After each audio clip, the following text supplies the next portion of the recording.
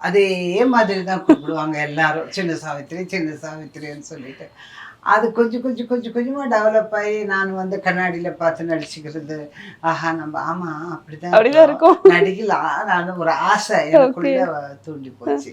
அப்படி வந்தது தான் எனக்கு. ஓகே. அதோட வந்து எங்க வீட்ல பால் கறக்கிறதுக்கு ஒரு அம்மா வருவாங்க. ம். அந்த அம்மா மருமகன் வந்து சென்னையில சினிமா ஃபீல்டுல இருக்காரு. ம்.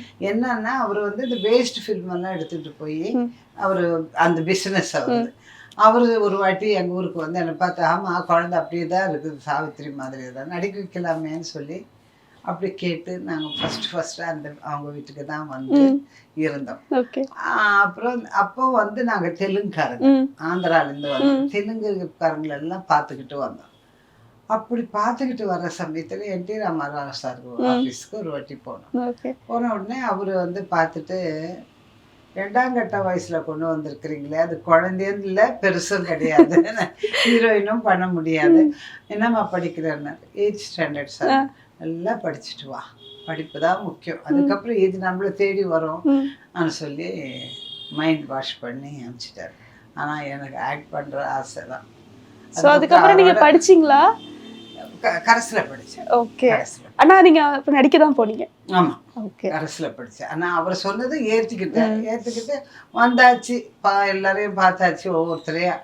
நல்லா இருக்கேன்னு சொன்னாங்க. டெஸ்ட்டுங்களும் பண்ணாங்க. கேமரா டெஸ்ட் பண்ணாங்க. ஓகே. மேக்கப் டெஸ்ட் ஆ. பண்ணாங்க. அந்த காலத்துல எல்லாமே பண்ணுவாங்கல்ல. டயலாக் டெஸ்ட்டு, கேமரா சென்ஸு ம். இத்தனையும் வந்து ஓகே ஆனேன் ம். ஓரளவுக்கு. Okay ma'am. ஸோ நீங்க சொல்ற மாரி இப்போ தெலுங்குல தான் நீங்க வந்து ஆரிஜினா இருந்திருக்கீங்க.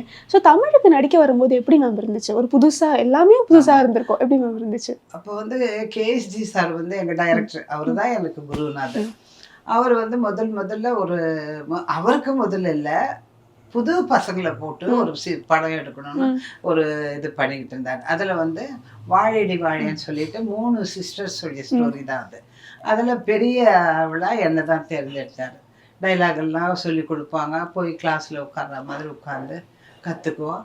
அதோட எனக்கு ஒரு அறிகுறியும் சொன்னாரு. "அம்மா நீ வந்து ஏதாவது நாடகம் நடிங்க, தமிழ் நாடகம். ஓகே. அப்போ உங்களுக்கு ஈஸியா வந்து இந்த தெலுங்கு ஸ்லாண்ட் எல்லாம் போயிடும் ம். உங்களுக்கு. அதனால நீங்க கத்துக்கிறதுக்கு ஈஸியா இருக்கும்னு சொல்லி அனுப்பிச்சாரு. சரின்னு ஒரு அமைச்சர் பாச்சுன்னான்னு சொல்லிட்டு